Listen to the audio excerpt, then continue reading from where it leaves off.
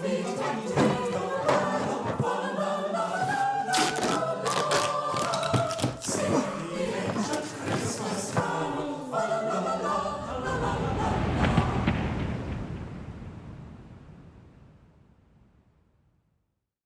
hello, and welcome to Church Online. My name is Mark Hurt, and I'm one of our lead pastors here, and we are just so honored that you have joined us on this, the last Sunday or the last service of 2023, and it has been an amazing year. But today we are online only, and so you're watching this, and I hope you just enjoy today's message. I hope that you receive something from the Spirit today. And we do this because we have such a great group of volunteers, and they volunteer every weekend, serving now in multiple services at 9:30 and 11 o'clock. And we call them the Dream Team. And if you're new with our church, maybe this is your first time watching this, we want to encourage you to come in person and connect in what we call our growth track, which really is taking you through your next steps as far as what God can do for you and what you can do for the Lord in terms of serving on this Dream Team. And so we invite you next week. We'll be back in service in person at 9:30 or 11. We have a carry-in or pitch-in fellowship breakfast. And so you bring something and we all get to enjoy it. And so look forward to that next Sunday at 9:30 or 11 a.m. And we just look forward to 2024. But as we wrap up 2023, I have a feeling this message today may step on your toes just a little bit. But I think, in all honesty, I love preaching on this subject, and I've done it a few times, and I think this is very seasonal and a great opportunity for us just to have this message have the potential to have impact on our life just as much, if not more, than any other message this year from the practical things that we will get out of it today. But it's also going to be the easiest one to shake off and be like, that's not for me. You know, I mean, especially kind of in this post-holiday season, we may feel like we've already messed up. But today we've been in this series called Travel Light.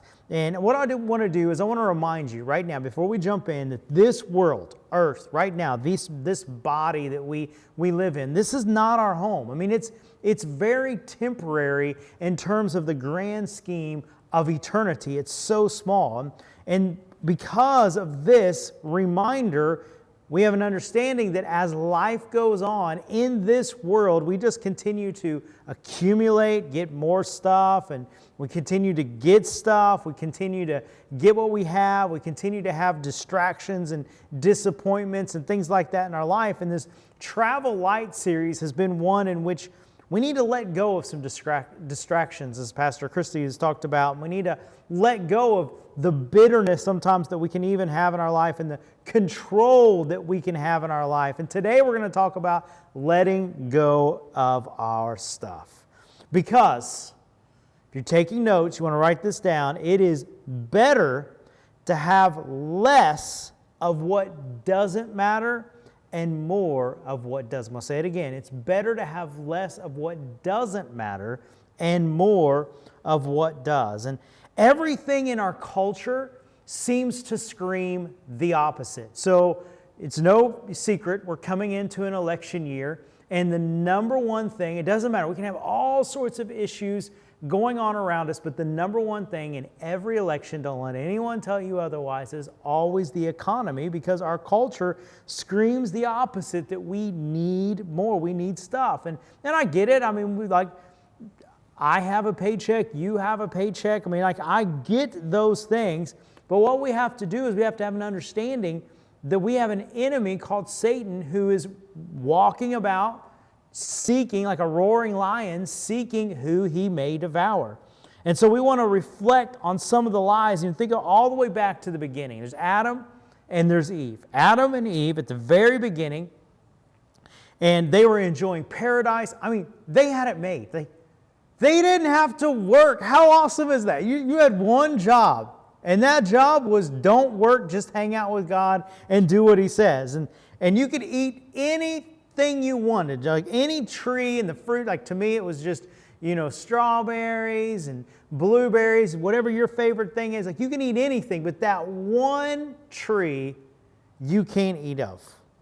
And then Satan comes along and he gives that first lie, which really speaks to today. And he says, like, did God really say that? Did He really mean that you can't have that fruit? And he goes into all kinds of lies, but it speaks to the culture of this need to want the thing that seems to be out of our reach.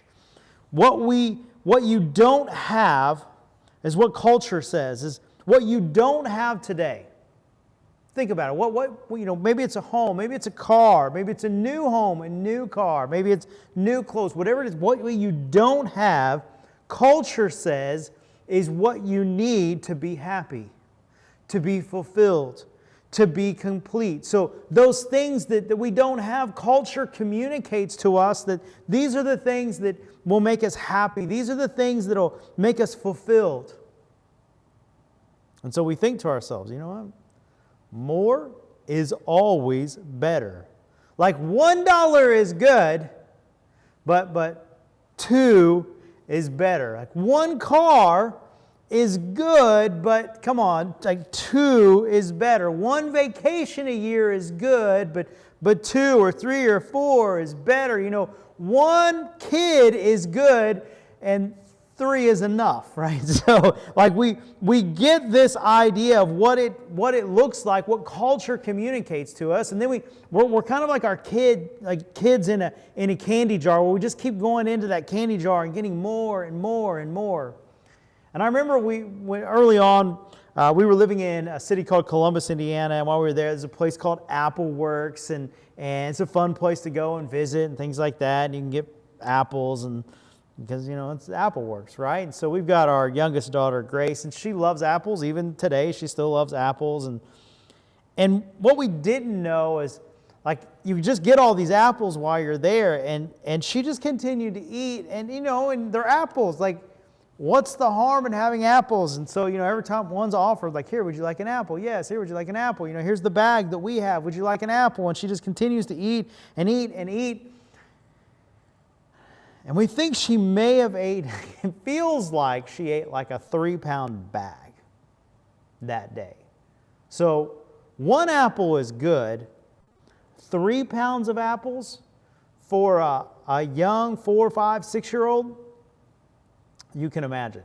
You can imagine the aftermath of what multiple apples does to anybody, like let alone a very young body. Solomon says it this way in Ecclesiastes chapter 4, like, better is 1 handful with tranquility, peacefulness, contentment. Better to be content with 1 handful than 2 handfuls with toil and chasing after the wind, meaning you never have enough. Better is 1 with contentment, tranquility, than 2 handfuls with toil and chasing after the wind. So for us, the message is, it's less of what doesn't matter and more of what does. And why? Because life is too short, too valuable. Our calling is too great. Our God is too good. And these things that we get, apples don't last. Homes don't last. Cars don't last. Clothes don't last. Jesus says it this way in Luke chapter 12, verse 15. He says, watch out. Watch, with an exclamation point. Watch out. Be on your guard against all kinds of greed. Life does not consist, he says, in an abundance of possessions. My life does not consist of my stuff. I am not what I have. I am not what I own. I am not what I drive. I am not what I wear. And here we're coming out of this holiday season, this Christmas season. This is the final Christmas sermon of a series. And we're coming out of this, and I don't know about you, but there's always kind of that like post-Christmas letdown. Like for many of you probably had some gathering. Maybe it was Christmas morning. Ours is on Christmas morning. And you're like, it takes so much time, right, to go and maybe all year, maybe you're one of those like diligent people and you're kind of shopping throughout the year. And then you spend the time of wrapping those and taping those. And some of you spend an exorbitant amount of time of putting it together delicately. And then all of a sudden the kids, like they rip, and you were excited about that one present, and they start ripping things open, right? And they get that one thing that they want, and it's a big giant box, and they open the one thing that they wanted, and what do? They play with the box. We can kind of have this post-Christmas letdown. Like it took so much time to do this, and it takes about 3 minutes to have the children rip into the presents and then clean up the mess of all of that. I mean, you are not what you have. You are not what you own. You are not what you wear, and you are certainly not what you drive. The lie says what you don't have is what you need. So Satan tells you that thing, that item that you don't have, that's what you need to be happy. That's what you need to be popular, to be cool, to be hip, to fit in, to feel good about yourself, to measure up. It's what you need to have that house like Joanna Gaines, right? What if the stuff you have is actually robbing you from the life that you want? So today, if I were to give some practical advice and kind of a title of this, it would be One Handful Living. One handful living. Number one, if you're taking notes, is this: throw it out. Just throw out. Throw it all out. Throw out as if your life actually depends on it. Because on some level, I think it does. Your life does not consist in the abundance of things. And what I don't mean by this is declutter.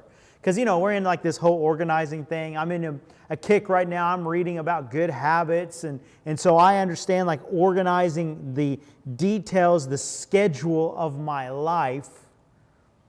But a lot of us, we go in the closet and think, well, I need a better organization system. There's whole Insta Reels or TikToks that people are obsessed with that show us how to organize things. And that's all good and fine and dandy. That's not the topic of today.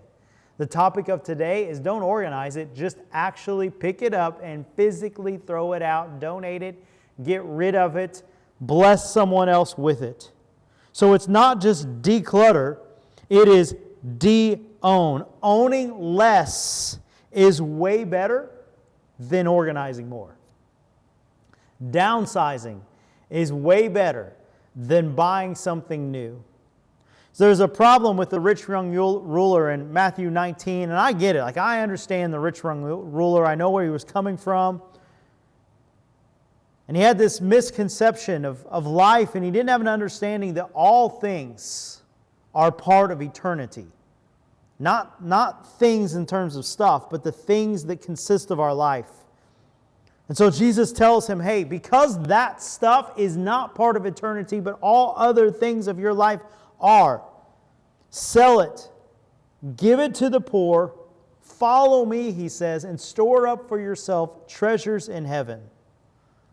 Let go, he's saying, of what doesn't matter and more of what does. In Matthew 19:22, this is what happens in that story. When the young rich ruler heard this, he went away sad because he had great wealth and he just couldn't give up his stuff.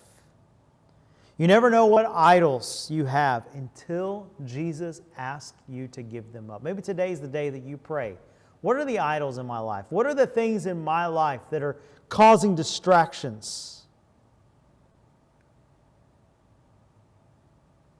It's not about the stuff, by the way. It's not like the stuff that we have is wrong. It's not that we have wrong things. It's that our things may have us. What you have can distract you from what matters most. And so it's time to throw out our stuff. And so the question is, why do we actually even hold on to our stuff? Like, really?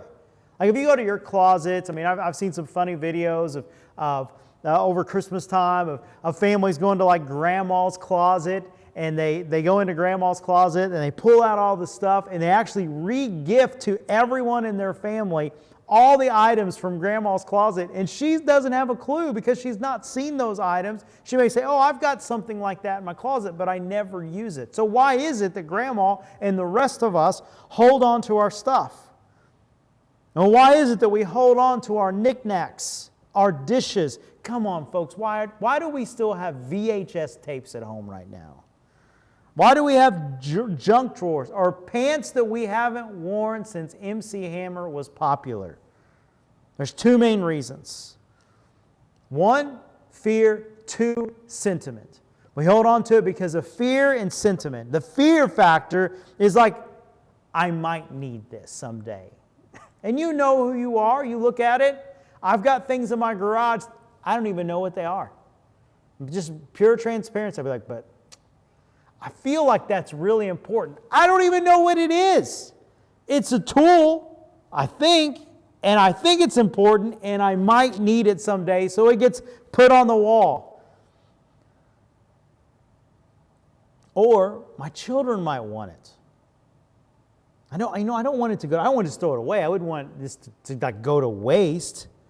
But if you really think about what we're communicating, is like we're having a sense of lack of faith. Like, I'm not talking about being a poor steward. But we may be having a sense of lack of faith because when we get rid of it, it actually says, I trust God that He will provide for me in the future. God, I trust that You are my provider. So here's a good policy. When you get one, just give one. I don't mean sell one. Sometimes that's fine, and I get that, and so on. You want to be a good steward of what God has given you and things like that. But when you get one, get rid of one. So if you buy a shirt, get rid of a shirt. If you buy some shoes, come on, this one's going to step on some toes, right? And then mine included. I got way too many shoes. I got shoes I know I'm never going to wear again. I got basketball shoes. I mean, I'm too old and too round in some areas to really play that sport anymore, but it's hard for me to give them up. And so when you get one, give one. If you haven't used it in the last year, move it out of your closet. So number one, reason that we don't get rid of our stuff is because it's fear. Number two is sentiment. It was a gift. Like, this person gave this to me. I mean, it's got so much meaning, sentimental value. And I get it. I mean, we've got things for our kids, like tubs of some things that they did that we'll give to them at some point. And Christy's got the same thing that her mom gave her. I've got some things that we collected, as a kid and so on. It's the first ribbon, especially in today's generation, that first participation ribbon that we got, things like that. Author Marie Kondo says it this way, like, it's hard to get rid of stuff. But maybe it's time you thanked that item. Hey, thank you, first place participation ribbon that everyone else got. You made me feel value in that time. You served a purpose in my 6-year-old soccer career, and it's time to throw you out. You served your time. I honor you for that, and I'm getting rid of you. So don't let the stuff that you have crowd out what matters most. It's better one handful with tranquility, with contentment, than 2 handfuls with toil and chasing after the wind. So the first thing we need to do is we need to throw some stuff out. The second thing we need to do when we throw out is we need to buy less. Do you know that 62% of people admit to shopping to cheer themselves up? Like that, this is what makes them happy. This is what brings joy to their life. And there is a sense that it's like there's an escape to it. There's an entertainment to shopping. It's new, it's clean. It brings me power, it feels powerful. There's a momentary sense of significance that I have. Hey, I got a good deal. Come on. You know who you are. I got a good deal. This was 40% off. Just because it's 40% off doesn't mean you needed it to begin with. It's something you didn't need. It's money you didn't have to impress people you don't even like. There is actually a temporary high that we can get from shopping. Psalms 119, 36 and 37 says, "Cause my heart to bow down before your words of wisdom and not to the wealth of this world. Help me. Turn my eyes away from the illusions so that I may pursue only what is true." I mean, I'm hoping that each one of us can get to a place where our life is so full of the grace and mercy and contentment and tranquility of God that we no longer need stuff to fill the void. I mean, buy less. Because here's the thing, like we have that January crash because we tap out the credit cards and we get the bills in January. And it's the trash, right? I mean, the trash becomes overflowing. Just drive around this past week, and you would see those trash bins just full of wrapping paper and boxes of everyone. And there's this crash that happens. And the kids get bored with the items that we bought them. Here's a thought. Choose experiences over things. Choose something else over stuff. I mean, if I think about the favorite memories that our kids have, I think about right now, we're watching a television show, and I know that sounds like a weird memory, but for me, I remember reading a series called the Percy Jackson series with Luke, and eventually Grace kind of got sideways in it and kind of followed her little brother for a season there, but like Luke and I remember he dressed up one Halloween, and now watching that together and kind of bringing that to fruition, like that's a special memory for myself. You ask our kids, things that are funny and experiences. I remember when we were moving away from Oklahoma, we had a family that needed some help. They needed a place to live like a home that they could live in, so that they could foster some kids. We knew we were moving away, so we switched. They were living in a fifth wheel camper. We owned our home, and so we moved in for the last 4 months that we were there into their fifth wheel camper with our 3 kids, my wife and I, and eventually my mother-in-law came and stayed with us as well. We were talking about some of the stories of that experience, or a few Christmases ago, that I really probably think solidified some of Eve's missionary leanings, where we took the kids to Mexico, and not for like a vacation, but we actually took them to an orphanage in 2010. So about 13 years ago, we took them to an orphanage in Mexico and spent the Christmas there. Like those are experiences that our family will remember forever. They don't remember their stuff. So number one, we need to throw some stuff out. Number 2, we need to buy less. And I think number 3, this ultimately leads us to giving more. 1 Timothy chapter 6, 17 and 18 says this: "Command those who are rich in this present world." And you say, well, I'm not rich. Well, hey, let me tell you something. If you drove at any point today or will drive today in your car, you are in the top 2% of the most wealthy people in the world. If you had 3 meals today, you are rich, even in the United States. If you can order pizza on your phone, rich. So command those who are rich in this world not to be arrogant, nor to put their hope in wealth, which is so uncertain, but put their hope in God, who richly provides us with everything for our enjoyment. Command them. And notice that it doesn't say command them to hoard stuff, to buy more, to hoard it all, to click buy now on Amazon. It doesn't say it. It says command them to do good, to be rich in good deeds, and be generous and willing to share. In this way, they will lay up for themselves treasures as a firm foundation for the coming age, so that they may take hold of the life that is truly life. Here's what I don't hear. I don't have any emotional getting stories. What I mean by that is I don't have any stories where I get super emotional and I'll be like, man, I can't remember. The first time I got those AirPods, like, it was amazing. You know, for some of you, like, the first time I got those Lulu leggings, like the first time I got some that new car, that new home, like, it was life changing. Now we enjoy those things and we're happy in the moment that we have them. But even a new home, your first home that you bought, almost every person has that post-home letdown where you start to see after a season the cracks and the corners that aren't quite square and some of the things that you would have done differently. I also don't have any emotional keeping stories.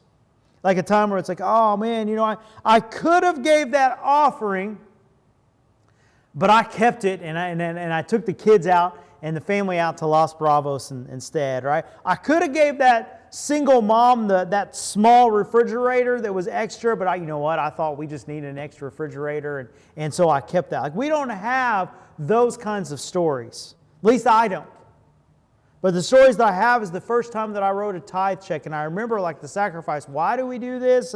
And you know, talking to my dad who taught me this principle, and the first time to write a check. And if you don't know how to do that, there's a little paper you used to write back in the day. You know, you'd write the person's name, you'd sign it, and all of those things. You actually have to write out words of $100 or whatever it may be.